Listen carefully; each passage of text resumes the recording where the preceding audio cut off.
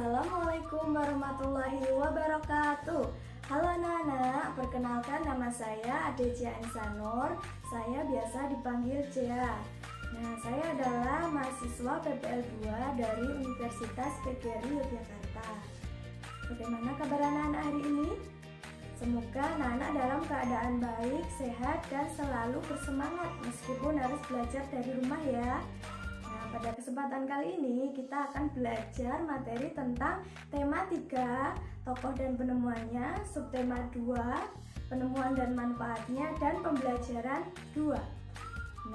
Adapun tujuan pembelajaran pada kesempatan kali ini yaitu yang pertama muatan PBKN, yaitu menganalisis kewajiban dan tanggung jawab sebagai warga negara beserta dampaknya dalam kehidupan sehari-hari. Kemudian yang kedua ada muatan SBDP, yaitu menganalisis interval nada dan memainkan interval nada melalui lagu. Anak-anak, sebelum memulai pembelajaran, kita awali dengan berdoa terlebih dahulu ya. Berdoa mulai. Cukup? Anak-anak nanti perhatikan materi yang akan disampaikan ya. Tahukah kamu siapa penemu jam? Dan apa manfaat jam dalam kehidupan sehari-hari? Sekarang kita akan membaca teks bacaan yang berjudul Penemuan Jam Mekanik. Sekarang, ayo kita membaca teks yang berjudul Penemuan Jam Mekanik.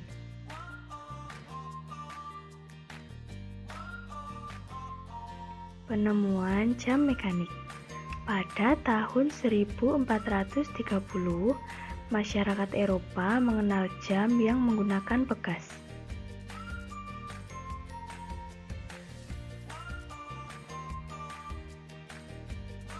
Kemudian pada tahun 1656 terjadi perkembangan yang pesat dengan ditemukannya jam lonceng. Pada jam ini sudah terdapat jarum penunjuk menit. Lalu pada tahun 1920 ditemukan jam saku dan kemudian ditemukan jam tangan. Manusia terus melakukan inovasi untuk memiliki penunjuk waktu yang semakin tepat dan dapat digunakan sesuai kebutuhan pribadi. Sekarang teknologi jam sudah jauh berkembang. Selain jam mekanik, ada pula jam elektronik. Contohnya jam digital. Manusia kemudian dapat menggunakan berbagai pilihan teknologi penunjuk waktu sebagai pedoman waktu pribadi dalam melakukan kegiatannya dalam kehidupan sehari-hari. Mengapa penemuan jam berkembang dari waktu ke waktu? Karena manusia selalu melakukan inovasi untuk memiliki petunjuk waktu yang semakin tepat dan dapat digunakan sesuai dengan kebutuhan pribadi. Lalu sekarang kalian dapat menyimpulkan apa manfaat dari jam. Manfaat dari jam yaitu sebagai alat untuk penunjuk waktu. Jam adalah pengukur waktu yang berkaitan erat dengan kehidupan manusia. Dengan adanya jam, kita dapat menentukan waktu untuk melakukan suatu aktivitas. Dengan mengatur waktu yang baik, maka kita akan menjadi pribadi yang disiplin. Seperti contoh, Siti selalu memastikan diri bahwa dia tidak terlambat untuk datang ke sekolah. Siti juga selalu mengerjakan dan mengumpulkan tugas yang diberikan oleh Bapak Ibu Guru dengan tepat waktu. Siti juga selalu mengatur waktunya dengan baik supaya menjadi pribadi yang disiplin. Datang ke sekolah dan mengerjakan tugas dengan tepat waktu merupakan kewajiban dari seorang pelajar. Nah, apakah kalian tahu apa itu kewajiban? Kewajiban adalah suatu hal yang harus kita lakukan dengan penuh rasa tanggung jawab. Ketika kewajiban itu sudah kita lakukan, maka kita akan memperoleh hak yang seharusnya kita dapatkan. Nah, dalam kehidupan sehari-hari, kita tidak dapat terlepas dari kewajiban. Misalnya di kehidupan di lingkungan rumah, itu kita juga memiliki kewajiban. Di lingkungan sekolah kita juga memiliki kewajiban. Kemudian juga di lingkungan masyarakat. Yang pertama, di lingkungan sekolah, kewajiban kita yaitu yang pertama, menaati tata tertib yang ada di sekolah. Kemudian yang kedua, menghormati Bapak Ibu guru. Yang ketiga, melakukan pembelajaran dengan tertib dan tekun. Kemudian yang keempat, mengikuti seluruh kegiatan pembelajaran di sekolah. Dan yang kelima, menjaga fasilitas yang ada di sekolah. Kemudian yang kedua, di lingkungan rumah. Kewajiban kita adalah yang pertama, menaati dan melaksanakan nasihat dari orang tua. Yang kedua, menjaga nama baik keluarga. Yang ketiga, membersihkan rumah. Yang keempat, saling menyayangi, menghormati, dan menghargai sesama anggota keluarga. Nah, kemudian kewajiban kita di lingkungan masyarakat. Yang pertama ada menghormati orang yang lebih tua. Yang kedua, menjaga fasilitas umum. Yang ketiga, menolong orang yang kesusahan.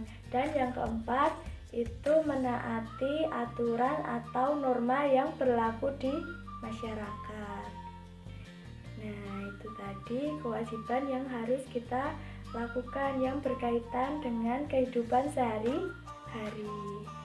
Kemudian kita akan belajar tentang interval nada. Sekarang kita akan belajar tentang interval nada. Tahukah kamu bahwa nada merupakan unsur utama terciptanya lagu yang indah?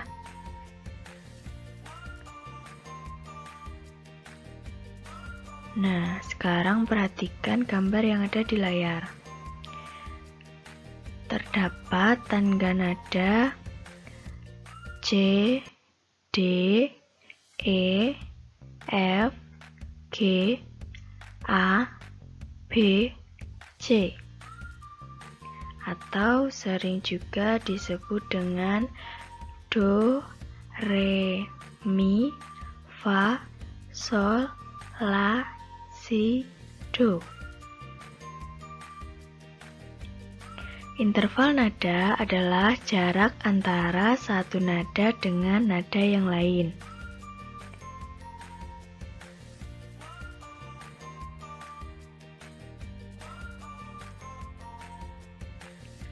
Apabila kita menyanyi dengan interval nada yang tepat, maka melodi yang terdengar menjadi merdu dan harmonis. Nah, gambar pada layar merupakan contoh tangga nada C mayor. Tangga nada mayor dimulai dari not C atau Do. Tangga nada mayor memiliki interval nada dengan pola 1, 1, 1/2, 1, 1, 1, 1/2. Jarak dari Do ke Re adalah 1. Jarak dari Re ke Mi adalah 1. Jarak dari Mi ke Fa adalah 1/2. Jarak dari Fa ke Sol adalah 1. Jarak dari Sol ke La adalah 1. Jarak dari La ke Si adalah 1. Dan jarak Si ke Do adalah 1/2.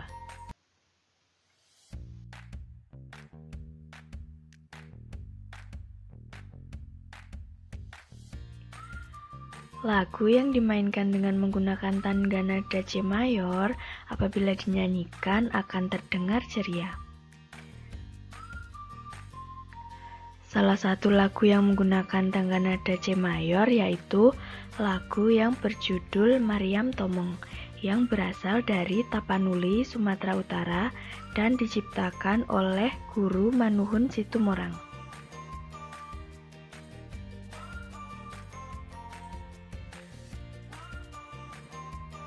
Nah, sekarang mari kita bersama-sama mencoba menyanyikan lagu Maryam Tomong.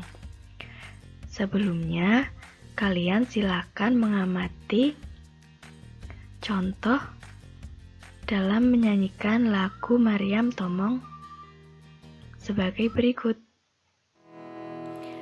Selendang madi kinjang kain panjang madi turu pangeol di gunting maso ngondeng ke mamang mulu Maryam Tomong dai nang sina pang masin Maryam Tomong dai nang sina pang masin Selendang madi kinjang kain panjang madi turu pangeol di gunting maso ngondeng ke mamang mulu Maryam Tomong dai nang sina pang masin Maryam Tomong dai nang sina pang masin. Baiklah, itu tadi pembelajaran kita tentang tema 3, tokoh dan penemuannya, subtema 2, penemuan dan manfaatnya, dan pembelajaran 2. Sekarang mari kita bersama-sama menyimpulkan materi pada pertemuan hari ini. Nah, tadi kita sudah belajar tentang kewajiban. Kewajiban adalah sesuatu hal yang harus kita kerjakan dengan penuh rasa tanggung jawab. Salah satu tanggung jawab kita sebagai seorang pelajar yaitu belajar dengan tekun dan bersungguh-sungguh. Nah, kemudian tadi juga sudah belajar tentang interval nada ya dalam lagu Maryam Tomong. Kita juga sudah berlatih untuk menyanyikan lagu yang berjudul Maryam Tomong. Nah, sekian dulu pembelajaran pada hari ini. Anak-anak tetap semangat belajar dari rumah dan tetap jaga kesehatan kalian ya. Salah satunya dengan cara menjaga pola hidup sehat kalian, kemudian mematuhi protokol kesehatan supaya kita terhindar dari virus COVID-19 ini. Nah, sekian pembelajaran pada hari ini. Jika ada salah, saya mohon maaf. Wassalamualaikum warahmatullahi wabarakatuh.